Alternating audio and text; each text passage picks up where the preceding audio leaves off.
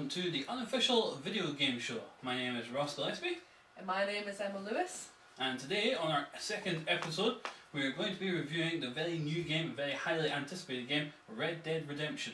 Emma here has actually managed to find a copy since there are none left in Scotland. She is the only person to have actually played it, which is again unfortunate for us since she played the last game we reviewed as well. Yeah. So Emma, please take us away. Red Dead Redemption. Well, Red Dead Redemption is absolutely awesome. It is Grand Theft Auto Wild West style. You're playing John Marston. His story comes out gradually as you go through the game. Haven't completed the game yet, so there's lots more to come, but I have made it to Mexico, which is quite a substantial achievement.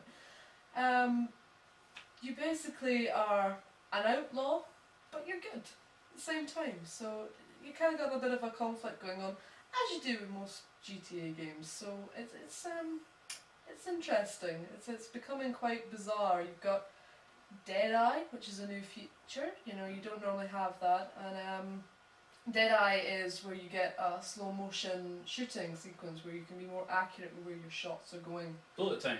Bullet time. Max Payne. And back to the Matrix.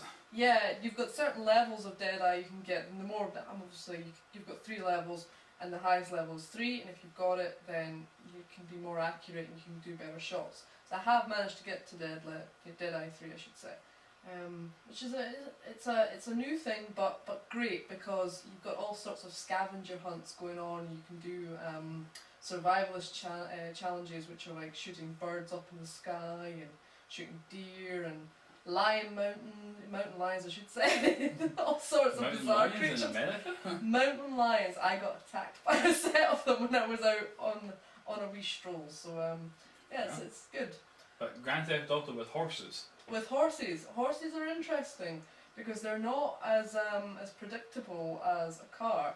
And if you annoy your horse too much, it will kick you off. And that's not what you want to do if you're in the middle of a race, or in the middle of a mission where you have to chase someone, because obviously they could get a bit far away from you. So you have to look after your horse, and I think it's quite good. I think it's you don't get as much speed though. You know, when you're in a GTA game and you can speed as fast as you like and crash it. So you can't do that with a horse, because if you keep pushing the horse to go faster, as I said, it chucks you off, or it collapses. It has collapsed on me once. Alright. I mean, the only experience I have with horses is Oblivion, where you actually buy a horse, raise a horse, take it out about with you. Well, not much to it.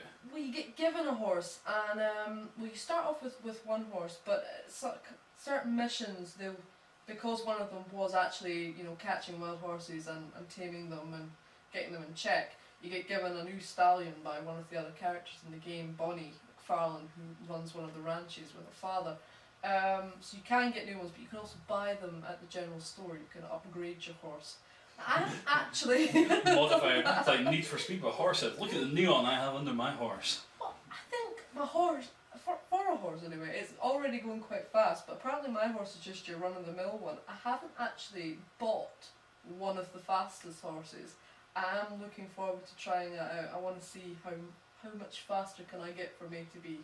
Well, that's A to B, but what's at B? I mean, what sort of things are we looking at here in this game? Well, you've got all sorts of things. I mean, it's non-stop action. I mean, not just the storylines and the missions. You've got many challenges that come up, which are random people out and about in the middle of the desert who need help of some sort. You've also got issues where you get people in the middle of the road and you're never quite sure if they're going to be bandits or if they're going to be good people that need help until you get quite close. So most of the time you're running straight into the line of fire. So it's quite interesting. So you never actually go from one town to another without incurring quite a few things along the way. So I thought I was quite concerned that when I was going to be riding around this map that I was going to be bored, because there aren't going to be people wandering around. It's not like main streets of a Grand Theft Auto game. But because they've built in all these miniature features where you get challenged to do certain things, or you can ignore them. You can ignore them if you want. It's not quite as bad. And plus you can explore the territory and you can find things, you can find treasure maps. Treasure maps are interesting. Think you found a treasure map, you think it's going to tell you, but it's not a treasure map. It's literally got a feature that you have to find somewhere in the desert. And one that I found has a couple of rocks on it and a cactus. And These are the features. in the middle of the desert. I mean, I have no idea where to begin. I have no idea. It sounds very much like Fallout. I mean, you've got conscience, good, bad conscience. You've got characters that give you side quests. You know, you're out in the desert on a map. I mean, we've had cowboy games before. I mean, Call of Juarez was very popular on the Xbox last year. We've had Badlands, which has been very popular as well. You know, a lot of people play that. But everybody seems to be raving about it. I mean, you know, apart from being Grand Theft Auto with horses, is there any major improvements to this game? Is there something that you what about story, characters? What are they like? The story, the story is basically John Marston was part of a gang who turned against him. They've shot him. There's something going on which I've not quite discovered yet with the federal government who are controlling him. They've sent him to this place. They've got his wife and his child. We know that much. And they want him to hunt down the leader of the gang.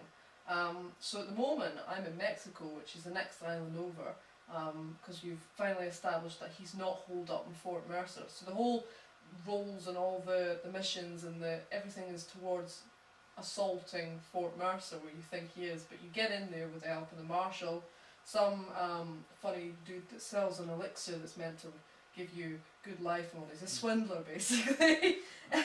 A drunk Irishman and a couple of the marshal's guys, and you get into Fort Mercer to discover he's not there. So the whole idea is you're tracking this guy down, he's a bad guy, and the reason you're doing it, I suppose, is because the federal government have got your wife and child. Ah. And really all John Marston wants to do, although he has been an outlaw, is get back to his family and take the straight road. But you do have a choice, because you have honour, you've got this honour thing going on, and I accidentally shot my horse the first time I was using Deadeye, and apparently that's not good. No, I don't think the horse thought it was very good either. I got minus 50 honour for it. There's a point system. There's a point system, yeah, and it goes up and down the scale. But when you start getting lots of honour, when you start becoming famous, the townsfolk, you even get a message up saying they'll turn a blind eye to the first person you kill, so you get like a freebie kill if you want. Just in case you get stressed, like this. Well, would that not help if you want to kill a bad guy? It will help, it will help. However, you have to, as I said, you have to be careful about things out in the desert, because you're never quite sure until you get there. I thought I was shooting a bad guy, I should say, the other day there, and it turned out that I ended up shooting two sheriff cops who were after the bad guy. Not a good idea. Because you couldn't see their little stars from so far away. So you have to be quite careful with what you're doing. But this is typical cowboys and Indians fare with the revolvers and rifles. Yep. You also found another weapon you were fond of earlier. What was all that about? Oh, the machine gun. No, the lasso. Oh, the lasso! Oh, that is a great feature. The lasso, you learn to use the lasso because you're meant to be taming wild horses. So obviously it is for the purpose of catching a horse, grabbing it and being able to get it in check. However, you can use it to capture criminals. You've got bounty hunts that you can go on, and you get more money if you bring the person in alive. And up until the point of that mission where you got told how to use the lasso, all you could really do was shoot them, because if you don't, they'll shoot you. But now you can lasso them, hog tie them, chuck them on the back of your horse, and take them back to the marshal's office, and you get more money. It's great. Sounds good. It's like vigilante mode. Vigilante mode, yeah. So that's a good that's a good feature. I Well, like it. Good feature, good game, it sounds like. I mean, this is Rockstar. Rockstar are very famous for big, sprawling worlds in Grand Theft Auto. I mean, Grand Theft Auto 4, we reviewed, massive game, great graphics, great sound as well, music-wise. I mean, in terms of looks and feel of this game, I mean, how much do they grab your attention?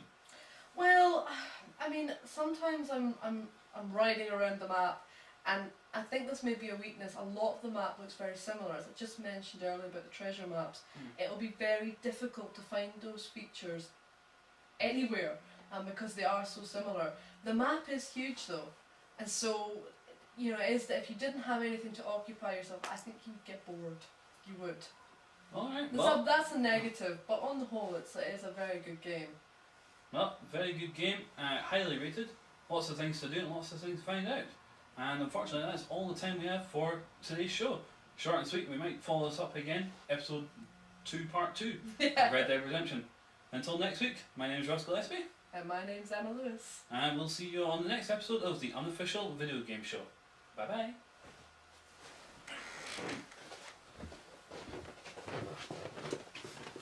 time was that? That was